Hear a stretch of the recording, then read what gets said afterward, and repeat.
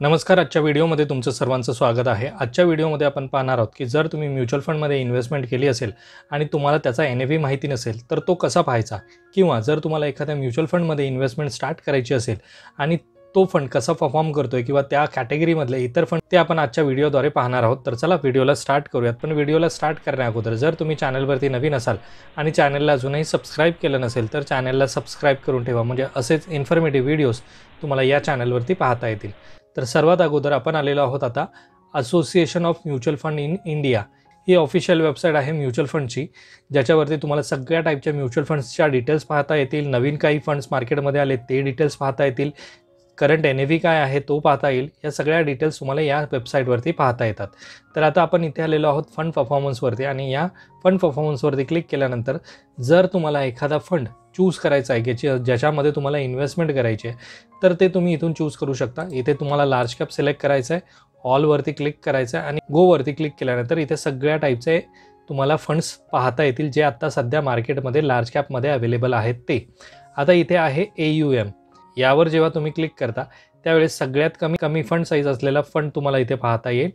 आणि पुन्हा एकदा जर याच्यावरती क्लिक केलं तर सगळ्यात जास्त फंड साईज असलेला फंड तुम्हाला इथे पाहता येईल. आता हा आहे, यामध्ये आहे 62,000 करोड रुपीची इन्व्हेस्टमेंट, आणि या फंडचं नाव आहे ICICI Prudential blue chip fund. हा फंड आहे तो ज्याच्यामध्ये सगळ्यात जास्त इन्व्हेस्टमेंट आहे लोकांची. याचा लेटेस्ट NAV आहे रेग्युलरचा 99 रुपये आणि डायरेक्टचा आहे 109 रुपये. या फंडने गेल्या 5 वर्षामध्ये रेग्युलरमध्ये 17% रिटर्न दिलेत आणि डायरेक्टमध्ये 18.33% रिटर्न दिलेले आहेत. आणि याचा बेंचमार्कसुद्धा इथे तुम्हाला दिसेल. बेंचमार्कवरनं ठरतं की त्या कॅटेगरीमधले इतर फंड कशा प्रकारचे रिटर्न्स प्रोव्हाइड करतात. आता जर तुम्ही इथे पाहिलात की हा आहे निफ्टी. बेंचमार्क कशाचा आहे? निफ्टी 100चा आहे आणि इथे BSE 100चा आहे. त्याचा बेंचमार्क किती आहे? 15.84 आणि निफ्टीचा बेंचमार्क किती आहे? 15.6. आणि या बेंचमार्कच्या आसपास तुम्हाला कोणकोणते फंड्स रिटर्न देतात आहेत ते पाहणं गरजेचं आहे. कारण की जर एखादा फंड त्याच्या बेंचमार्कपेक्षा खूप कमी रिटर्न्स देत असेल तर आपण त्यामध्ये इन्व्हेस्ट करायचे की नाही हे आपण ठरवू शकतो. ग्रोचा लार्ज कॅप फंड आहे आणि त्याची बेंचमार्क आहे 15.6. हा फंड रिटर्न देतो रेग्युलरमध्ये 11 आणि डायरेक्टमध्ये 12%. यावरून आपल्याला समजतं की हा बेंचमार्कपेक्षा कमी रिटर्न्स देतो आहे. तर अशा प्रकारे आपण जसं आपल्याला पाहिजे त्या टाईपचा फंड यामधून चूज करू शकतो. आणि इथे आपल्याला फंड साईजसुद्धा पाहता येते. आणि जर हा डेटा तुम्हाला डाउनलोड करायचा असेल तर इथे डाउनलोडवरती क्लिक करून तुम्ही हा डेटा डाउनलोड करून व्यवस्थित रीड करू शकता आणि त्यावरनं ठरवू शकता. आता हे झालं लार्ज कॅपचं. आता मी इथे क्लिक करतो. इथे जसं हवं आहे आपल्याला लार्ज अँड मिड कॅप हवं आहे तर इथे large and mid caps click केलं, गोवरती क्लिक केलं आणि इथे लार्ज अँड मिड कॅप सुरू झालं. आणि सगळ्यात जास्त फंड साईज असलेला फंड तुम्हाला इथे पाहता येईल. Mirae asset large and mid cap fund हा सगळ्यात जास्त इन्व्हेस्टमेंट असलेला फंड आहे आणि हा कोणता इंडेक्स फॉलो करतोय ते इथे दिलेला आहे. आणि यामध्ये रेग्युलरमध्ये 17% रिटर्न आहेत, डायरेक्टमध्ये 18% आणि याचा बेंचमार्क पहा 19%. म्हणजे जो टॉपचा सगळ्यात जास्त इन्व्हेस्टमेंट असलेल्या फंडमध्ये सुद्धा किती % रिटर्न देतो आहे? बेंचमार्कपेक्षा कमी, म्हणजे 17% रिटर्न देतो आहे. कारण की मार्केट कंटिन्युअसली गेल्या काही दिवसांपासून खाली आहे, त्यामुळे हे रिटर्न्स एवढे कमी पाहायला आपल्याला मिळतात. आणि यामध्ये सुद्धा जर तुम्हाला सगळ्यात जास्त रिटर्न्स देणारे फंड्स कोणते आहेत गेल्या 5 वर्षात ते पाहायचं असेल तर इथे रेग्युलरवरती क्लिक करायचं. जर तुम्हाला रेग्युलरचे पाहायचे आहेत तर इथे क्लिक केलं तर इथे तुम्हाला सगळ्यात जास्त रिटर्न देणारे गेल्या 5 वर्षामध्ये तो फंड इथे तुम्हाला पाहायला मिळेल. तो आहे क्वांटचा large and mid cap fund. गेल्या 5 वर्षात हा अशा प्रकारचे रिटर्न्स देतो आहे. त्यानंतर आहे ICICI प्रुडेन्शियलचा large and mid cap fund. तो सुद्धा किती रिटर्न्स देतो आहे ते तुम्हाला इथे पाहता येईल. आता आपल्याला इथे दिसतं आहे की 5 वर्षाचे रिटर्न्स, पण जर तुम्ही ही एक्सेल शीट डाउनलोड केली तर त्यामध्ये तुम्हाला 1 वर्ष, 3 वर्ष, 5 वर्ष, 10 वर्ष किंवा जेव्हापासून हा फंड मार्केटमध्ये आला आहे तेव्हापासूनचे सगळे रिटर्न्स तुम्हाला पाहता येतील. आणि त्यावरनं ठरवू शकतो आपण, कारण की 5 वर्षाच्या रिटर्नच्या बेसिसवरती आपण कुठल्याही फंडला चांगलं म्हणू शकत नाही. कारण की हाच फंड एका वर्षामध्ये सगळ्यात कमी म्हणजेच मायनसमध्ये रिटर्न्स देतो आहे. कोणत्याही फंडला जज करताना त्याचे 5 वर्षाचे रिटर्न किंवा त्याच्या 1 वर्षाच्या रिटर्नच्या बेसिसवरती त्याला जज करायचं नाही आहे. तुम्हाला लाँग टर्मसाठी जर इन्व्हेस्टमेंट करायची असेल तर प्रॉपर ॲनालिसिस तुम्हाला करावा लागेल आणि मगच त्यामध्ये इन्व्हेस्टमेंट तुम्हाला करायला हवी. त्यानंतर इथे जसं आपण लार्ज कॅप पाहिले तसे इतर आपण सगळ्या टाईपचे फंड्स पाहू शकतो. ज्यामध्ये मला जर कॉन्ट्रा पाहायचं आहे तर कॉन्ट्रावरती क्लिक केलं, गोवरती क्लिक केलं तर कॉन्ट्राचे मार्केटमध्ये फक्त 3 फंड अवेलेबल आहेत. ज्यामध्ये आहे SBI Contra fund, Kotak India equity Contra fund आणि इन्व्हेस्को इंडिया कॉन्ट्रा फंड असे हे 3 फंड मार्केटमध्ये सध्या अवेलेबल आहेत आणि त्यामध्ये SBIच्या कॉन्ट्रा फंडमध्ये सगळ्यात जास्त इन्व्हेस्टमेंट आहे. हा फंड 27% रिटर्न देतो गेल्या 5 वर्षामध्ये.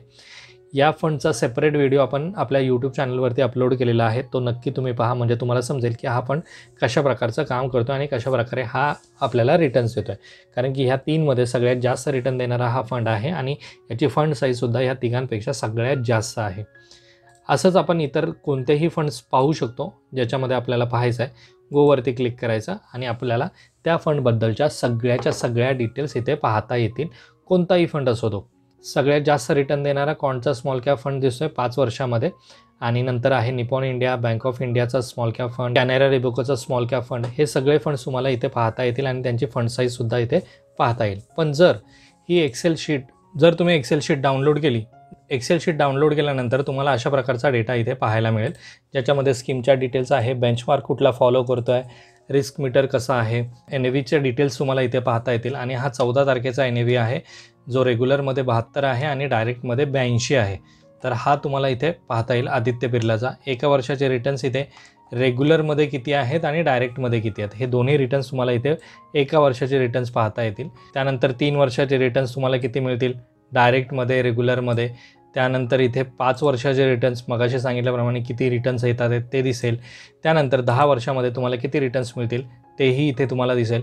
त्यानंतर जेव्हापासून हा फंड मार्केटमध्ये आला तेव्हापासून याने कसे रिटर्न्स दिलेले आहेत ते सुद्धा तुम्हाला इथे दिसेल. अशा प्रकारे आपण एम्फीच्या वेबसाईटवरनं वेगवेगळा डेटा जो आपल्याला हवा आहे तो डेटा इथून डाउनलोड करू शकतो आणि चेक करू शकतो. त्यानंतर इथे चेक NAV डिटेल्स. मगाशी जसं मी तुम्हाला सांगितलं की लेटेस्ट NAV जर तुम्हाला पाहायचा आहे एखाद्या फंडबद्दलचा, तर त्या फंड कोणत्या कंपनीचा आहे ते तुम्हाला इथे सिलेक्ट करायचं आहे. जसं मला कोटकचा चेक करायचा आहे, कोटक महिंद्राचा. क्लिक केलं. यामध्ये कोणत्या स्कीमबद्दलशी रिलेटेड आहे, तर मला मिड कॅप फंडबद्दल माहिती पाहिजे. त्यानंतर ऑल पाहिजे. त्यानंतर इथे क्लिक करायचं आणि इथे सुद्धा ऑलवरती क्लिक करून गेट NAVवरती क्लिक करायचं. तर तुम्हाला इथे ओपन एंडेड फंड्स पाहता येतील. जसं त्याच्यामध्ये आहे कोटकचा इमर्जिंग इक्विटी फंड, ज्याचा सध्याचा NAV आहे ₹113 आणि हा इथे डेटसुद्धा तुम्हाला मिळेल 14 फेब्रुवारीपर्यंतचा हा NAV आहे.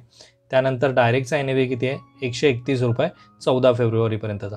तर अशा प्रकारे हे सगळे NAVs तुम्हाला इथे पाहता येतील. ज्या त्यांच्या क्लोज एंडेड स्कीम्स आहेत त्यांच्या डिटेल्ससुद्धा इथे तुम्हाला पाहता येतील. तर अशा प्रकारे तुम्ही फंडचा NAV इथे चेक करू शकता. त्यानंतर NAVची जर हिस्ट्री तुम्हाला हवी असेल की गेल्या 5-6 वर्षापासूनच्या किंवा गेल्या 2 वर्षाचा NAVच्या डिटेल्स तुम्हाला पाहिजे असतील तर त्यासुद्धा तुम्ही इथून डाउनलोड करू शकता.